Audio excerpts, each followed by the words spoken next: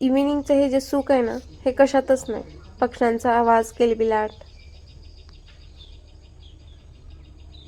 त्याआधी या काकू आहेत ना, ते माझ्यासाठी एनर्जीचा बूस्टर डोस आहेत.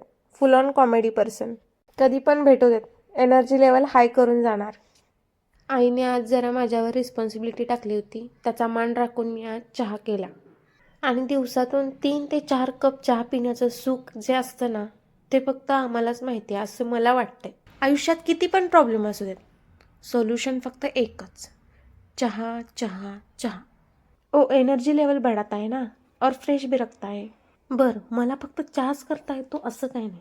मला मॅगी पण उत्तम बनवता येते. संडे हो या मंडे, रोज खाती हूँ मॅगी. जुळत नसलं जरी यमक, तरी मला मॅगीही लागतेच.